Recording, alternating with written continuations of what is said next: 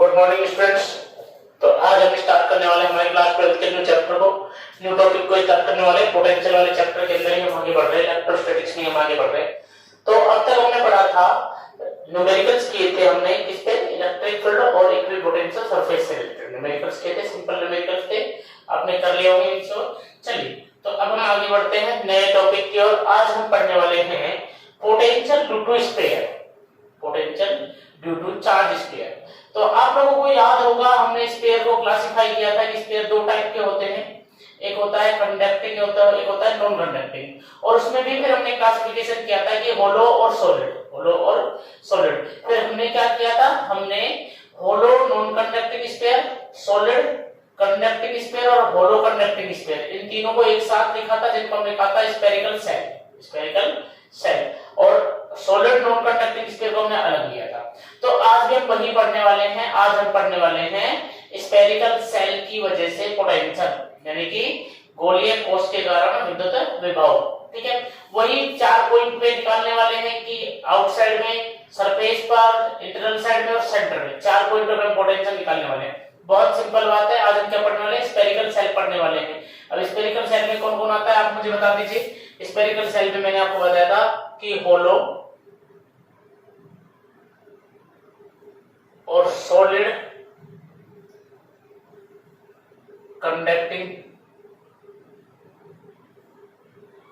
And hollow non conducting sphere,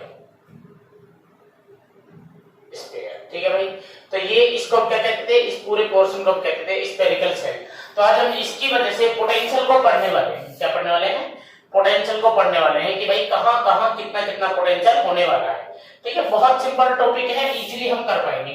चलिए तो start करते हैं। सबसे पहले पॉइंट मान लो, पहले हम नंबर फर्स्ट पॉइंट पे पढ़ेंगे हम potential at outside, potential at outside मतलब small are is greater than कितना, कैपिटल आर। कैपिटल आर क्या है, कैपिटल आर है radius of sphere. Small r क्या है, स्मॉल आर है भैया हमारा ऑब्जर्वेशन डिस्टेंस, यानी कि कहां पर हम पोटेंशियल निकाल रहे हैं, प्रेक्षण दूरी। तो मान लो ये मेरा एक स्फीयर है, सॉलिड कंडक्टिंग स्फीयर है, सॉरी होलो और सॉलिड नॉन कंडक्टिंग स्फीयर है, और होलो नॉन कंडक्टिंग, इनमें से कोई भी एक स्फीयर हो सकता है, कोई दिक्कत वाली बात नहीं है, सबके लिए सेम फिनोमेना है, क्योंकि इसके अंदर चार्ज नहीं होता था, अंदर इलेक्ट्रिक फील्ड भी नहीं होता था, आप लोगों को याद होगा। चलिए तो स्टार्ट करते हैं। मान लो ये इसकी रेडियस है r और चार्ज इसकी किस पर है, सरफेस पर है। चार्ज इसकी कहां पर है, सरफेस पर इसके चार्ज। ठीक है, कोई दिक्कत नहीं। हम चाहते हैं कि हम इसके सेंटर से स्मॉल r डिस्टेंस पे एक पॉइंट कंसीडर करें, P पॉइंट, और इस P पॉइंट पर पोटेंशियल निकालें। P पॉइंट पर क्या निकालें, पोटेंशियल। कुछ नहीं करना, हमें सिंपल सी बात करनी है। हम कहां से आएंगे, हम इंफिनिटी से आएंगे, इतना ध्यान रखो, इंफिनिटी से। हम इंफिनिटी पर एक पॉइंट मान लेते हैं A, या हम कहते हैं मान लो हम A पॉइंट से आ रहे हैं। कहां से आ रहे हैं, A पॉइंट से। क्योंकि याद करो मैंने क्या कहा था, हमारे औकात में ही नहीं है कि हम डायरेक्ट पोटेंशियल निकाल सकें। हम हमेशा क्या निकालते हैं, पोटेंशियल डिफरेंस, पोटेंशियल डिफरेंस। तो हम A से P पॉइंट पे आ रहे हैं। चलिए तो स्टार्ट करते हैं, बहुत सिंपल सी बात। तो A से P पॉइंट पे आ रहे हैं, P पॉइंट इलेक्ट्रिक फील्ड का एरिया है, ध्यान रखेंगे अच्छे से। तो स्टार्ट करते हैं। सबसे पहले भाई मैंने कहा कि initial minus final, VA minus VP, VA minus VP equal to integration of E dot dr, E dot dr। ठीक है भैया, यहां तक कोई दिक्कत। और मान लो ये वाली डिस्टेंस हमने क्या मानी है, r मानी है, और इस वाली डिस्टेंस को हम क्या मान लेंगे, A पॉइंट की डिस्टेंस को हम मान लेंगे x। क्या मान लेंगे, x। तो कहां से कहां तक आ रहे हैं, x से r तक। बड़ा बात समझ में आ रही है। याद करो मैंने क्या कहा था, डेल्टा V बराबर E vector dot dr vector, यही फॉर्मूला पढ़ाया था, ये E डॉट dr पढ़ाया था कि नहीं पढ़ाया था, बहुत अच्छी बात है। तो कितना आ रहा है, इतना आ रहा है भैया, कोई समस्या वाली बात नहीं है। E डॉट dr x से कहां तक आ गए, r तक। मुझे बताइए कि स्फीयर के बाहर इलेक्ट्रिक फील्ड कितना होता था, हमें पता है कंडक्टिंग स्फीयर या फिर स्फेरिकल सेल के बाहर electric field, we know that, हम जानते हैं कि जो इलेक्ट्रिक फील्ड होता था वो होता था KQ/R²। बोलो होता था नहीं होता था? याद करो मैंने क्या कहा था, ये एक पॉइंट चार्ज की तरह बिहेव करता है, हमने पढ़ा था, पीछे के आप टॉपिक्स को निकाल के देखेंगे, इलेक्ट्रिक फील्ड जहां पढ़ाया था तो कितना होता है KQ/R² होता है, तो कितना आएगा VA - VP इक्वल टू, यहां पर आ रहा है इंटीग्रेशन में x से कहां तक, r तक, और कितना KQ/R² इनटू कितना भैया, इनटू dr, इनटू कितना dr। जब मैं इसे इंटीग्रेट करूंगा, जब मैं इसे क्या करूंगा, इंटीग्रेट करूंगा, तो देखिए क्या होगा, VA - VP equal to KQ हो गया बाहर, KQ क्या हो गया बाहर, अंदर रह गया x से r तक और 1 कितना r² का dr के रिस्पेक्ट में इंटीग्रेशन, dr के रिस्पेक्ट में इंटीग्रेशन। 1/r² का इंटीग्रेशन कितना होता है, मैंने बताया था माइनस का 1/r, माइनस का 1/r होता है, बहुत अच्छी बात है। तो VA - VP इक्वल टू कितना KQ, और यहाँ पर आएगा मेरा इंटीग्रेशन -1/r। मैंने कहा था कि आप इस इंटीग्रेशन को याद रख लें, आपके बहुत काम आने वाला है। तो कितना -1/r और कितना भैया x से r तक इसका इंटीग्रेशन, ठीक है भाई। तो VA - VP equal to -KQ, और अंदर एक बार r की जगह r रखा और एक बार क्या रखा x, फाइनल माइनस इनिशियल, याद करो final limit minus initial limit हमने रख दिया भैया, upper limit minus lower limit रख दिया भैया। उसके बाद VA - VP इक्वल टू आ रहा है माइनस का KQ और 1/r माइनस 1/x, ये हो गया कि नहीं हो गया यहां तक। अब सोचो, यदि जो A पॉइंट है वो इंफिनिटी पर हो, कहां पर हो, इंफिनिटी पर, अगर A पॉइंट इंफिनिटी पर है सो x इक्वल टू कितना हो जाएगा हमारा, इंफिनिटी हो जाएगा कि नहीं हो जाएगा, हमारा जो x पॉइंट है वो इंफिनिटी हो जाएगा। और VA इंफिनिटी पर पोटेंशियल कितना होता है, 0। मैंने क्या कहा था, इंफिनिटी पर पोटेंशियल कितना होता है, 0 होता है। तो भैया x इंफिनिटी हो जाएगा और VA कितना हो जाएगा, 0। तो यहाँ पर 0 - VP इक्वल टू माइनस का KQ 1/r माइनस 1 कितना इंफिनिटी, माइनस 1 कितना इंफिनिटी, 1/इंफिनिटी की वैल्यू हो जाती है 0। तो यहाँ पर पोटेंशियल आने वाला है माइनस का VP इक्वल टू माइनस का KQ कितना r, माइनस से माइनस कैंसिल, और VP इक्वल टू आ रहा है KQ/r। अरे KQ कितना r। चीजें यहाँ तक समझ में आ रही है कि नहीं आ रही, मुझे बताइए, समझ में आया कि नहीं आया। तो VP इक्वल टू कितना आ रहा है KQ/r, यानी कि वही एक पॉइंट चार्ज की तरह बिहेव करता है, हमने पहले भी पढ़ाया था। ये पोटेंशियल किसकी वजह से होता है, याद करो, potential due two point charge होता था, नहीं होता था, ड्यू टू पॉइंट चार्ज कितना होता था KQ/r। ये यहाँ पर भी हमने इलेक्ट्रिक फील्ड पढ़ाया, तब भी कहा था कि कंडक्टिंग स्फीयर है या जो चार्ज स्फीयर है वो एक पॉइंट चार्ज की तरह बिहेव करता है, उसका सारा चार्ज ऐसे एब्जॉर्ब करता है जैसे वो सेंटर पे रखा हो, इस तरह से महसूस होता है जैसे वो कहां पर रखा हो, सेंटर, क्योंकि r डिस्टेंस कहां से, सेंटर से, कहां से, सेंटर से, ऐसा लग रहा है चार्ज भी कहां पर हो, सेंटर पर हो। तो ये हमारे पास पोटेंशियल आ गया, पोटेंशियल किसकी वजह से, potential due to charge sphere at external point, यानी कि आवेशित गोलीय चालक के कारण बाहर किसी बिंदु पर पोटेंशियल विद्युत विभव हमारे पास आ गया। बहुत सिंपल मेथड है, आपको समझ में आएगा। मैंने क्या कहा, बस कुछ नहीं किया, VA - VP मान लो x से चले, r पर आना, e/dr, e की वैल्यू रखी और इंटीग्रेट कर दिया। तो इसके बाद हमने मान लिया कि हमारा, क्योंकि पोटेंशियल निकालना है तो पोटेंशियल के लिए याद करो कहां से आते थे, इंफिनिटी से आते थे। हमने मान लिया हमारा A पॉइंट कहां पर है, इंफिनिटी पर है, और तो x जो डिस्टेंस है वो भी इंफिनिटी हो जाएगी, इंफिनिटी पर पोटेंशियल कितना हो जाएगा, 0। तो हमने 0 रख दिया। तो यहाँ पर हमारे पास वैल्यू आ गई VP बराबर KQ/r, KQ/r। अगर चाहें तो इसे चार्ज डेंसिटी की फॉर्मेट में भी लिख सकते हैं। मुझे बताइए कि सिग्मा बराबर क्या होता है, Q/A होता है, तो Q बराबर क्या होगा, सिग्मा A, सिग्मा A, और A की वैल्यू कितनी होगी, उस स्फीयर का एरिया कितना होगा, 4πr², 4πr²। So VP equal to क्या लिखा जाना चाहिए, K sigma 4πr² upon small r। K की वैल्यू अगर मैं पुट करूं, K की वैल्यू अगर मैं पुट करता हूं तो देखिए कितना आएगा, VP इक्वल टू 1/4πε0 इनटू कितना, sigma 4πr² upon r, sigma 4π से 4π क्या हो जाएगा, कैंसिल, VP इक्वल टू आ जाएगा sigma r² upon r epsilon naught. ये मेरे पास पोटेंशियल आ गया, ये डेंसिटी की फॉर्मेट में आ गया, ये पॉइंट चार्ज की फॉर्मेट में आ गया। यहाँ तक किसी को कोई कष्ट है तो मुझे बता दीजिए, ठीक है। तो यहाँ तक सिंपल चीजें हैं, बिल्कुल पोटेंशियल हमें निकल के आ गया। अगला पॉइंट हम पढ़ने वाले हैं, अगला हम पढ़ने वाले हैं at surface, at surface potential at surface, यानी कि स्मॉल आर बराबर कितना, कैपिटल आर। और अब हम आ गए यहाँ पर सरफेस पर, बोले क्लियर है। अब फिर से वही सेम कहानी है कि कहां से आ रहे हैं, वहीं से आ रहे हैं, लेकिन इस बार स्मॉल आर जो है क्या वो कैपिटल आर के बराबर है, तो क्या लिमिट कैपिटल आर हो जाएगी? हाँ जी सर, बिल्कुल लिमिट कैपिटल आर हो जाएगी। सरफेस पर इलेक्ट्रिक फील्ड कितना होता है, E बराबर k अपॉन कितना r स्क्वायर। सरफेस पर यहाँ पर electric field capital R square होता था, यहाँ पर लिमिट कितनी हो जाएगी? सिर्फ इतना सा ही चेंज है भाई, सिर्फ इतना सा ही चेंज है, कोई कष्ट वाली बात नहीं है। मुझे बताइए क्या कैपिटल आर चेंज होने वाली है? क्या कैपिटल आर चेंज होने वाली है भाई? क्या चेंज होने वाली है? नहीं चेंज होने वाली है, बिल्कुल भी चेंज नहीं होने वाली है। तो मतलब पूरा जब इंटीग्रेट करेंगे यहाँ से ये नहीं होने वाला है, सिर्फ dr इंटीग्रेट होगा, क्योंकि यहाँ पर कैपिटल आर आएगा। यहाँ पर कितना आएगा?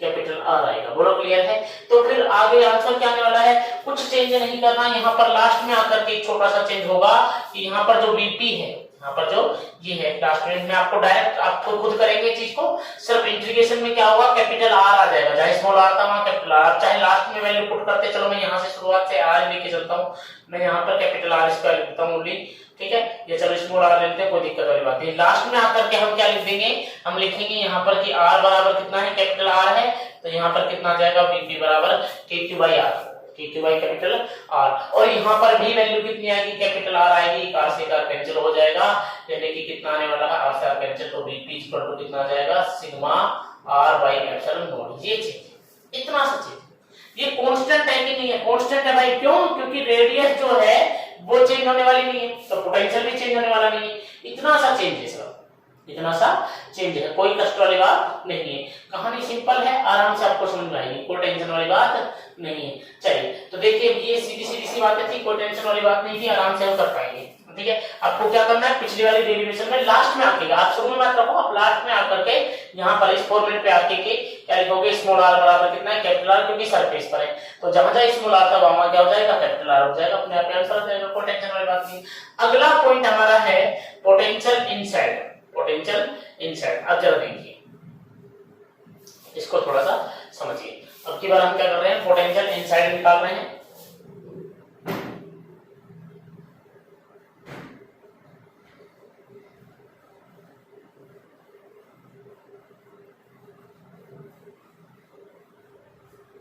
तो देखिए पोटेंशियल इनसाइड कैसे निकलेगा, small are is less than capital R, होगा कि नहीं होगा? होगा, बिल्कुल सीधी सी बात है। तो मान लो कि ये स्फीयर है मेरा, ठीक है, मान लो कि ये मेरा क्या है, स्फीयर है। अब इस पर चार्ज है इस तरह से। अब ये इसकी रेडियस थी कैपिटल आर, मैं क्या चाहता हूं, इसके सेंटर से इधर अंदर की ओर पॉइंट पी पर यहाँ पर पोटेंशियल निकालो स्मॉल आर डिस्टेंस पे। तो मैं कहां से आऊंगा, इस बार सरफेस से तो आऊंगा, मुझे सरफेस क्रॉस करनी पड़ेगी, नहीं करनी पड़ेगी? तो मैंने जब पॉइंट ए पहले मैं इंफिनिटी पे लेता था, उसको मैंने कहां ले लिया, सरफेस पर ले लिया। कहां पर ले लिया, सरफेस पर। बहुत शानदार चीज पढ़ाने वाला हूं, कहां पर ले लिया, सरफेस पर ले लिया। तो मुझे बताइए कि भैया VA minus VP, VA minus VP inside, VA minus VP equal to क्या होगा, integration of E dot dr। कहां से आ रहे हैं, सरफेस से, यानी कि कैपिटल आर से, रेडियस से आ रहे हैं। कहां पर जाना है, स्मॉल आर डिस्टेंस पर जाना है। जाना है कि नहीं जाना है, याद करो, वही तो करते थे, x से r, जहां से चलना शुरू किया वो, और जहां पर जाना है वो।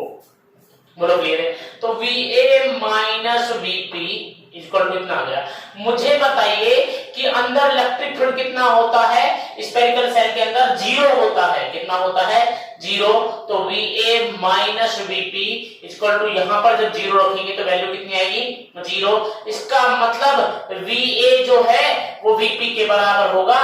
मतलब जो पोटेंशियल पॉइंट PA पर था वही पोटेंशियल किस पर होगा, पॉइंट P पर। पॉइंट A कहां पर है, सरफेस पर, और पॉइंट P कहां है, अंदर। मतलब बाहर का जो सरफेस का जो पोटेंशियल था वो स्फीयर के अंदर भी रहेगा, स्फीयर के अंदर भी रहेगा। इसका मतलब ये हुआ कि वीपी भी के क्यू बाई आर ही होगा, वीपी भी के क्यू बाई आर ही होगा।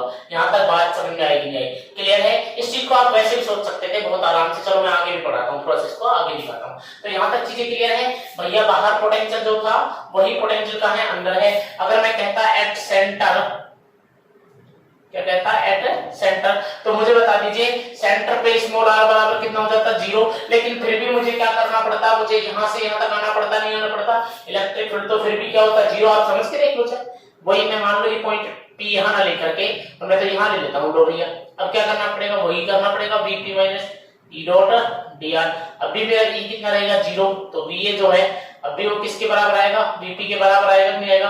मतलब ये हुआ कि सेंटर से लेकर के और सरफेस तक, सेंटर से लेकर के सरफेस तक सब जगह पोटेंशियल कैसा है? सेम है। यहाँ पोटेंशियल कितना होगा? वही के क्यू बाई आर। यहाँ कितना होगा? K Q by are. यहाँ कितना होगा? K Q by are. यहाँ कितना? के क्यू बाई आर। और यहाँ पर भी कितना? के क्यू बाई कैपिटल आर। मतलब सेंटर से और सरफेस तक पोटेंशियल हर बार कितना है? के क्यू बाई आर। याद करो यार, ऐसा कुछ पढ़ा था कि अगर पोटेंशियल सेम हो तो उसे क्या कहते थे? Equi potential surface. अगर यहाँ विभव समान है तो इसे क्या कह रहे हैं? समविभव पृष्ठ। इसलिए एक कंडक्टिंग स्फीयर, इसलिए एक स्फेरिकल सेल एक इक्वी पोटेंशियल सरफेस, एक समविभव पृष्ठ की तरह व्यवहार करता है।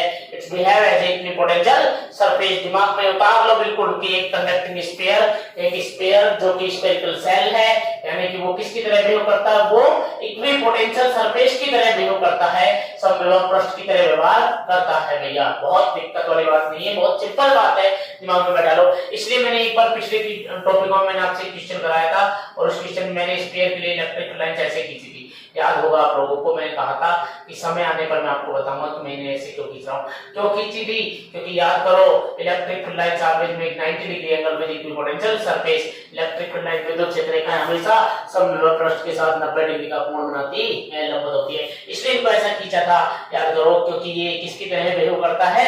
इक्विपोटेंशियल सरफेस की तरह बिहेव करता है। इसलिए एग्जाम में क्वेश्चन आ चुका है, जेईई में एक बार क्वेश्चन पूछा गया था, स्फीयर के दे रखा था, इस तरह से लाइन खींच रखी थी, पहली, दूसरी, थर्ड लाइन ऐसे दे रखी थी, और फोर्थ लाइन ऐसे दे रखी थी।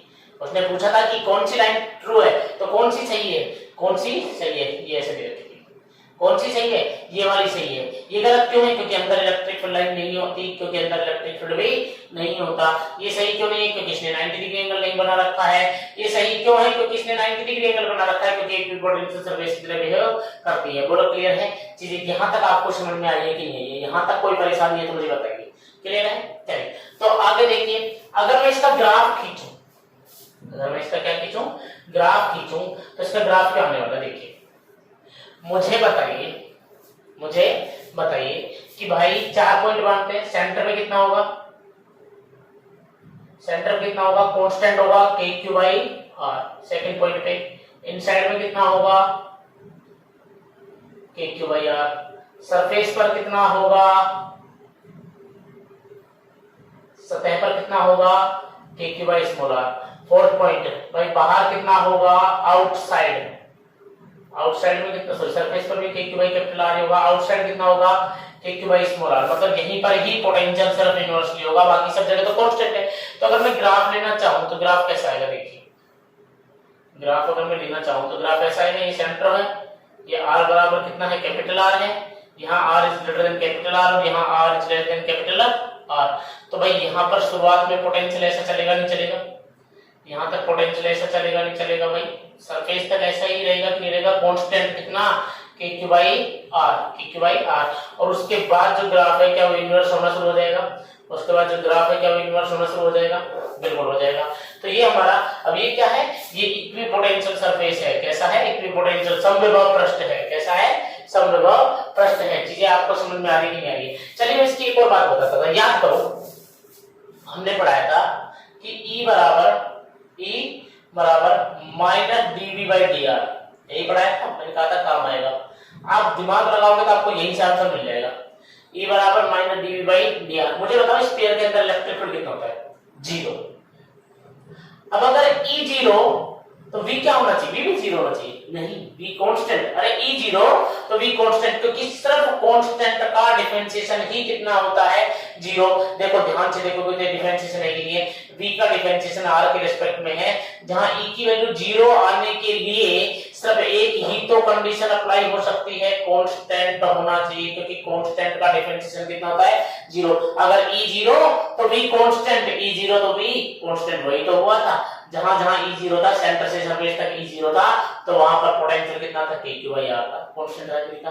क्लियर है, यहीं से आपको आंसर लग जाता, कोई टेंशन वाली बात नहीं है, कोई दिक्कत वाली बात नहीं है, चीजें यहाँ तक समझ में आ गई हम श्योर। चलिए अब मिलते हैं हम नेक्स्ट वीडियो के अंदर। नेक्स्ट वीडियो में हम पढ़ेंगे potential due to solid non conducting sphere, potential due to solid non conducting sphere, वही 4 पॉइंट पे पढ़ेंगे, आउटसाइड, सरफेस, इनसाइड और सेंटर। ठीक है, इन 4 पॉइंट पे पोटेंशियल पढ़ेंगे, बहुत शानदार चीजें आपको इजीली समझ में आने वाली है। मिलते हैं नेक्स्ट वीडियो में, चैनल को सब्सक्राइब कीजिए, वीडियो को लाइक और शेयर कीजिए। ठीक है भाई, चलिए।